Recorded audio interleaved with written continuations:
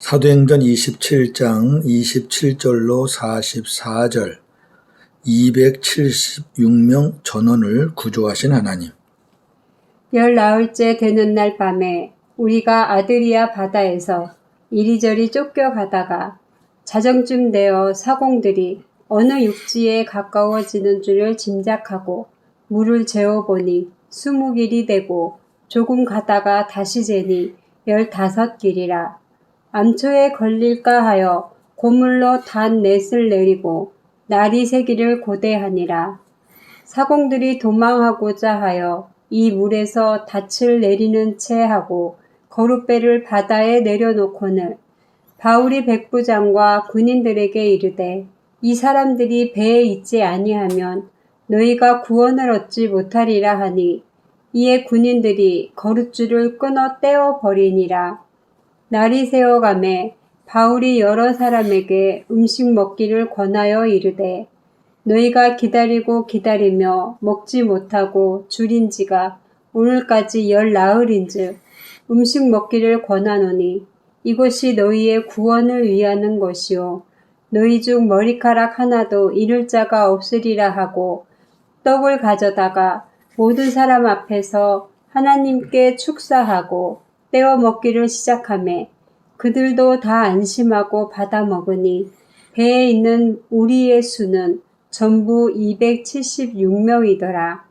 배부르게 먹고 밀을 바다에 버려 배를 가볍게 하였더니 날이 새매 어느 땅인지 알지 못하나 경사진 해안으로 된 항만이 눈에 띄거늘 배를 거기에 들여다 댈 수 있는가 의논한 후 닻을 끊어 바다에 버리는 동시에 키를 풀어 늦추고 돛을 달고 바람에 맞추어 해안을 향하여 들어가다가 두 물이 합하여 흐르는 곳을 만나 배를 걸매 이 물은 부딪혀 움직일 수 없이 붙고 고물은 큰 물결에 깨어져 가니 군인들은 죄수가 헤엄쳐서 도망할까 하여 그들을 죽이는 것이 좋다 하였으나 백부장이 바울을 구원하려 하여 그들의 뜻을 막고 헤엄칠 줄 아는 사람들을 명하여 물에 뛰어내려 먼저 육지에 나가게 하고 그 남은 사람들은 널조각 혹은 배 물건에 의지하여 나가게 하니 마침내 사람들이 다 상륙하여 구조되니라. 아멘. 오늘 말씀의 주제 거룻배의 줄을 끊어야 삽니다. 그리고 276명 전원을 구조하신 하나님. 27절에서 32절 거룻배의 줄을 끊어야 삽니다. 우리가 아드리아 바다에서 표류하기 시작한 지 10나흘째 되는 날 한밤중이었습니다. 선원들이 배가 어느 육지에 가까이 온 것을 짐작하고 물을 재어보니 20길이었고 20길은 약 36m입니다. 조금 더 가서 재어보니 15길이었습니다. 약 27m. 우리는 배가 암초에 걸릴 것을 염려하여 배 뒷부분에서 4개의 닻을 내려놓고 날이 새기를 기다렸습니다. 그런데 선원들이 배를 버리고 달아나려고 배의 앞쪽에서 이물은 앞쪽, 고물은 뒤쪽입니다. 닻을 내리는 척하며 거룻배를 바다에 내려놓은 것이었습니다. 거룻배는 구명보트라고 생각하시면 돼요. 큰 배가 그 항구에 이제 못 닿으니까 중간에 세워놓고 이제 작은 배로 사람을 실어 나르는 거 이해가 되시겠죠? 그때 바울이 백부장과 군인들에게 저 사람들이 이 배를 떠나가면 당신들은 살아날 길이 없다고 말하자 병사들이 거룻배의 줄을 끊어버렸습니다. 물의 깊이를 재어본 선원들은 육지가 가까웠다는 것을 감지하고 자기들만이라도 살고자 하는 마음으로 거룻배를 타고 도망치려고 하였습니다. 거룻배는 소수의 사람을 실어 나르는 구명보트입니다. 한밤중에 선원들의 행동과 계획을 예견한 사람은 아무도 없었죠. 깜깜한 밤인데 뭐. 단 한 사람 바울은 알고 있었습니다. 바울은 하나님의 사람입니다. 하나님께서 알려주신 것입니다. 바울의 말을 들은 군인들은 거룻배의 줄을 끊어버렸습니다. 33절에서 37절 14일 만에 음식을 먹는 사람들. 날이 새어갈 때에 바울이 모든 사람에게 이렇게 말합니다. 여러분은 풍랑을 만나고 오늘까지 19일 동안이나 마음을 졸이며 아무것도 먹지 못하고 굶어왔습니다. 먹을 수가 없었죠. 배가 너무 흔들리니까. 그래서 나는 여러분들에게 음식을 먹으라고 권합니다. 이제 파도가 조금 잠잠해진 거죠. 그래야 목숨을 유지할 수 있고 여러분 가운데 머리카락 하나라도 잃을 자가 없을 것입니다. 그렇게 말한 거죠.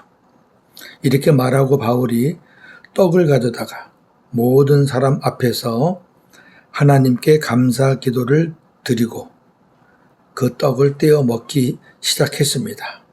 그랬더니 다른 사람들도 안심하고 떡을 받아서 먹었습니다. 그 배에 탄 사람은 모두 276명이었습니다. 어떤 이는 이 모습을 성만찬이라고 하는데 그렇진 않습니다. 그 이유는 두 가지인데 첫째, 배에 탄 자들의 대부분이 불신자들입니다. 불신자들 데리고 성만찬할 수는 없죠. 둘째, 성만찬에 꼭 필요한 포도주가 없기 때문입니다. 배가 순항하는 평상시 같았으면 죄수의 말을 들을 리 없겠지만 그렇죠. 그런데 풍랑을 겪으면서 배의 지휘권이 바울에게 넘어왔고 다른 사람 아무 말도 못하잖아요. 선주도 백부장도 바울의 말을 듣는 상황이 되었습니다. 38절에서 44절 276명 전원을 구조하신 하나님. 모두 배부르게 먹은 뒤 배를 가볍게 하려고 남은 식량은 바다에 버렸습니다. 가능한 가벼워야 살 수 있는 가망이 더 있거든요. 날이 밝자 어느 땅인지는 알 수 없지만 해변이 있는 항만을 발견하고는 어떻게 해서든지 거기에 배를 대려고 생각하였습니다. 그래서 닻을 끊어 바다에 버리고 닷이 없으면 이제 조종할 수가 없는 거죠. 키를 묶었던 밧줄을 늦추며 앞돛을 올려서 바람을 타고 해변을 향해 들어갔습니다. 온전히 배와 자신들을 바다에 맡긴 거예요. 그냥 풍랑에 바람에 맡긴 거예요. 가는 대로 가는 겁니다. 이제. 그런데 문제가 생겼습니다. 배가 두 물살이 합치는 곳에 끼어드는 거예요. 이 큰 물살이 이렇게 합치는 곳은 굉장히 셉니다. 그 물결이.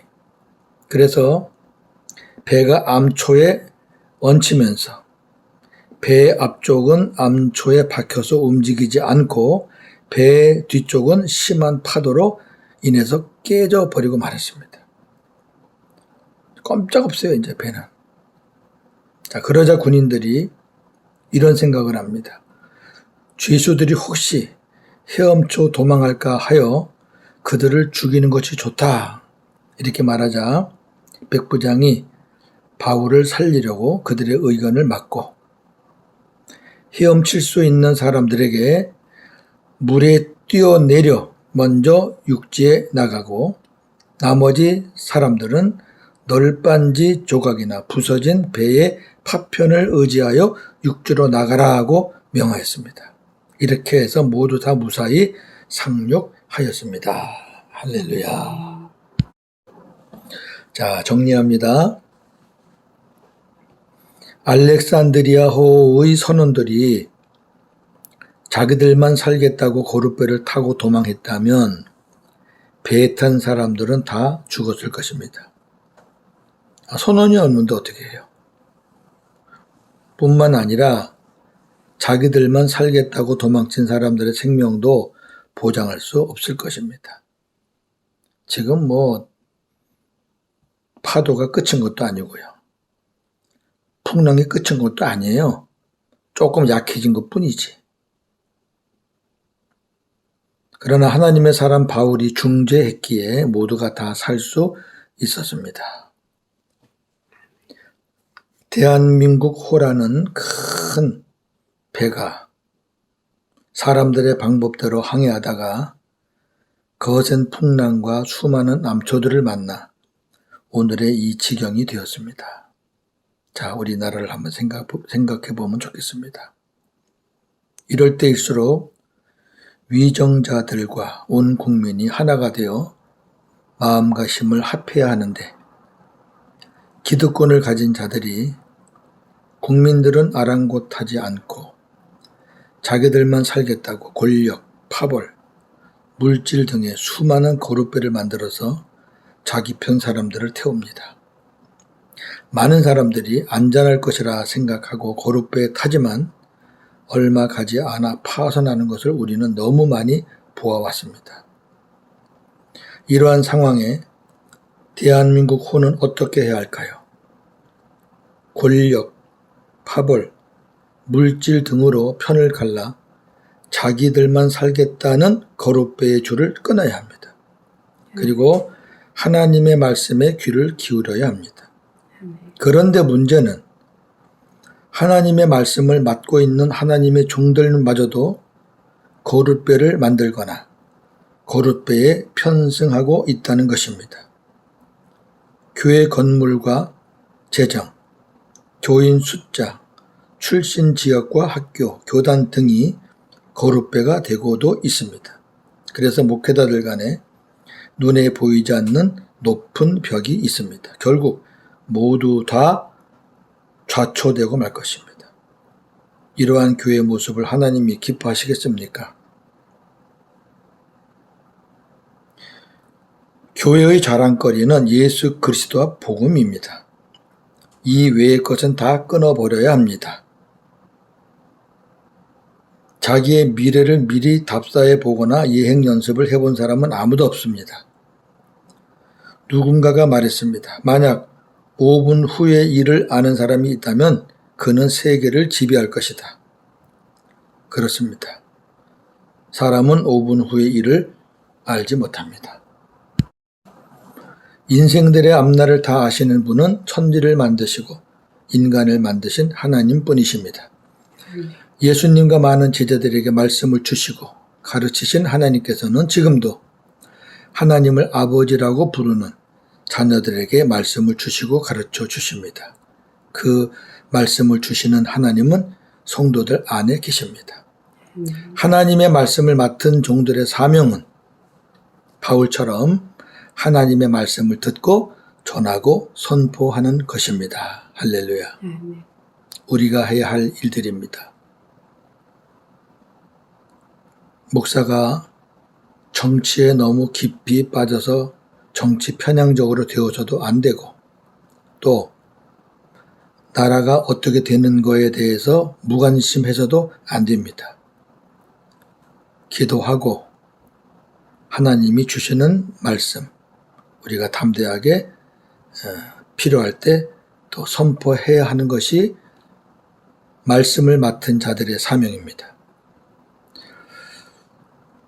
알렉산드리아 호에 탄 사람들은 배를 가볍게 하기 위해 짐도 버리고 배의 장비도 버렸고 이제 마지막에는 남은 식량도 다 버렸습니다.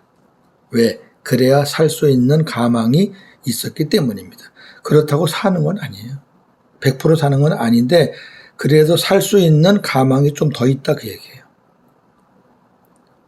섬에 상륙하기 전에는 두 물살로 인해 배까지 파손되었고 겨우 몸만 살았습니다. 가야 할 목적지가 있는 나그네는 짐이 가벼워야 합니다. 가야 할 목적지가 없으면 짐이 많아야죠. 왜? 언제 어떻게 될지 모르니까. 예수님을 믿은 모든 제자들, 이 세상에 살 때 짐이 가벼웠습니다. 그들은 예수님을 몰랐을 때에는 짐을 많이 졌지만 예수님을 만난 후에는 짐을 다 내려놓았습니다. 지금도 예수를 믿는다는 사람들이 무거운 짐을 짊어지고 힘들게 사는 자들이 있습니다. 이런 자들은 예수님을 잘못 믿는 자들입니다. 왜냐하면 예수님을 믿는다는 것은 이 세상의 짐을 내려놓고 오직 예수님만 바라보고 사는 것이기 때문입니다. 자, 마태복음 11장 28절.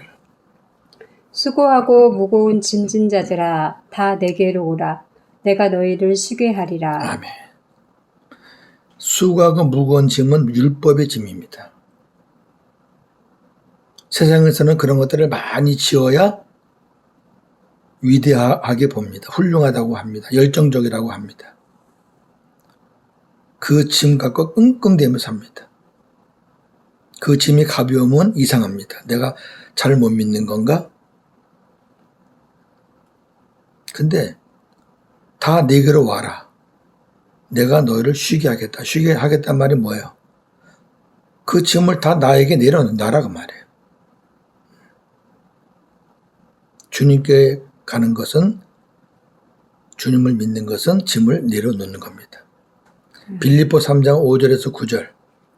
나는 8일 만에 할례를 받고 이스라엘 족속이요 베냐민 지파요 히브리인의 중에 히브리인이요 율법으로는 바리새인이요 열심히 교회를 박해하고 율법의 의로는 흠이 없는 자라. 그러나 무엇이든지 내게 유익하던 것을 내가 그리스도를 위하여 다 해로 여길 뿐더러 또한 모든 것을 해로 여김은 내 주 그리스도 예수를 아는 지식이 가장 고상하기 때문이라. 내가 그를 위하여 모든 것을 잃어버리고 배설물로 여김은 그리스도를 얻고 그 안에서 발견되려 함이니 내가 가진 의는 율법에서 난 것이 아니요 오직 그리스도를 믿음으로 말미암은 것이니 곧 믿음으로 하나님께로부터 난 의라. 아멘. 바울은 짐이 많았어요. 8일 만에 할례 받은 거, 이스라엘 족속, 베냐민 지파, 히브리인 중에 히브리인, 율법으로는 바리새인. 열심으로 교회를 박해하고 율법의 의로 흠이 없다. 이건 다 율법에서 말하는 거예요. 그런데 그 바울이 예수님을 만났어요. 그리고 예수님을 아는 지식이 가장 최고라는 것을 깨달았어요. 그리고 나서 그는 자기가 갖고 있던 모든 것을 다 버렸어요. 어떻게 해요? 배설물처럼 버렸어요. 예. 그러면서 의인은 많은 짐을 지어서 율법으로 나는 것이 아니고 진정한 의인은 예수님을 믿음으로 인해서 하나님이 주신다는 걸 깨닫는 거죠. 이게 예수 믿는 거죠. 히브리서 11장 1절 2절. 이러므로 우리에게 구름같이 둘러싼 허다한 증인들이 있으니 모든 무거운 것과 얽매이기 쉬운 죄를 벗어버리고 인내로써 우리 앞에 당한 경주를 하며 믿음의 주요 또 온전하게 하시는 이인 예수를 바라보자. 아멘. 자, 우리가 신앙의 경주를 하잖아요. 그럼 제일 먼저 뭐예요? 무거운 것을 내려놔야 돼요. 아니 누가 경주하는 사람이 무거운 짐을 지고 뛰어요. 옷 하나라도 가볍게 하는 게 경주자의 자세인데. 그리고 믿음의 주, 우리가 만나야 될 또 우리가 달려가야 될 그 예수님 바라보면서 뛰는 거죠. 아멘. 이것이 예수님 믿는 거죠. 이 세상에서 가지고 있는 것 중에 천국에 들어갈 때 갖고 갈 것은 아무것도 없습니다. 지금 갖고 있는 건강, 물질, 자녀들, 섬기던 교회와 목회, 언젠간 다 끝납니다. 그리고 주님이 부르시면 티끌 하나도 갖고 가지 못하고 뭘 갖고 가요? 주님이 주신 믿음과 믿음이 있어야 하나님 나라 갈 수 있잖아요. 또 그 믿음으로 살았던 은혜만 갖고 갑니다. 그래야 상급을 받잖아요. 나그네는 짐이 가벼워야 됩니다.